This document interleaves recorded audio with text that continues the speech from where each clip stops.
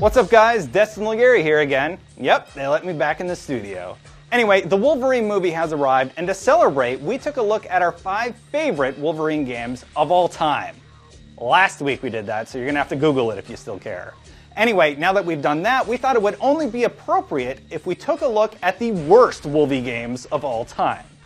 Let's get it over with. Here are the top 5 worst Wolverine games. Number 5. Like our number 1 best Wolverine game of all time, this is also a full-fledged Wolverine title. It has Wolverine on the cover. You play as Wolverine the entire game. Heck, even Sabretooth is teased as the main antagonist. And of course, Wolverine can unsheath his claws and eat his favorite food to heal. Hamburgers. Wait, what? Seriously, Wolverine on the NES isn't only bad, it's also one of the most difficult games you will ever put into your console. Which is why we cheated. Thanks, Game Genie. Anyway, aside from the difficulty, there's only 2 recognizable villains in the game, Magneto and Sabretooth. And you'll probably never get to them. All the other enemies are weird invisible guys and random thugs with guns. I will give it some props, however. The music is pretty great, and in some cutscenes you'll get some neat guest appearances from Jubilee and Psylocke. But what happens at the end of the game? What final ending do we get once we knock Sabretooth off a cliff? We get Wolverine staring at us. Angrily. Probably for wasting our lives playing this. Number 4. I'm not trying to be that hard on X-Men Madness in Murderworld for DOS. But okay, it was pretty awful. Obviously, it starred Wolverine, but there were also a slew of other X-Men that everyone loved, like Cyclops, Nightcrawler, Storm, Colossus, and Dazzler. Okay, maybe Dazzler is a bad example of characters that we loved.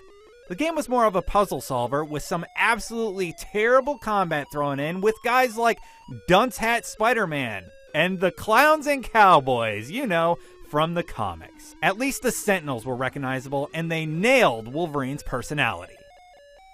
Okay, maybe they didn't even get that right. The game was just bad, okay? And you know what's really scary? There's a sequel! Number 3. X-Men Ravages of Apocalypse can barely be called a game. It's actually just a mod for Quake that allows you to play as one of Magneto's creations that was conveniently given guns for hands. Of course, most people thought you would play as Wolverine and the other X-Men, seeing, you know, they're the ones on the cover, but nope, that's not the case at all. Wolverine's appearance is embarrassing, to say the least. He shows up, jumps at you, and looks like he was squished into a smaller character model.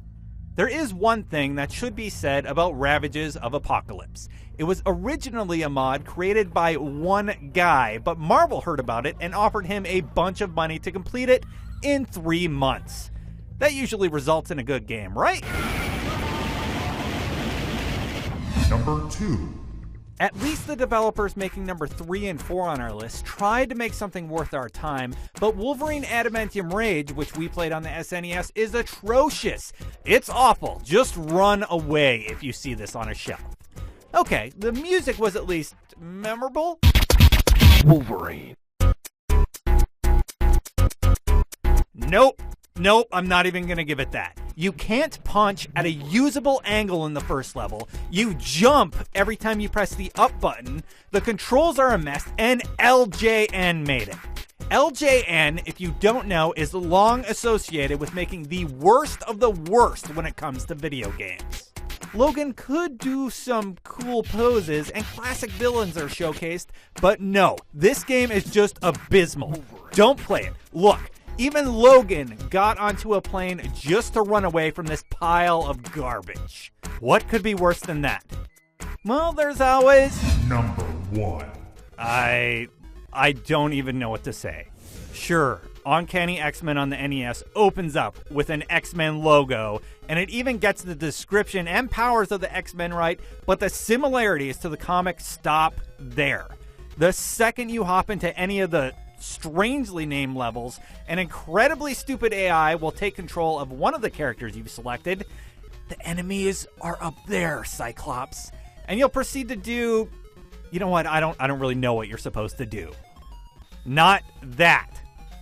I guess you're supposed to get a key or items of some kind, but what a mess. Not only is it confusing, but do you remember when the X-Men had that amazing fight with butterflies and lost? No, neither do I. Oh, and as for Wolverine's appearance in the game, he's got to be the worst character of all time. Cyclops has eye beams, Iceman has snow he can shoot, and Wolverine has tiny hands that might kill something if you're lucky.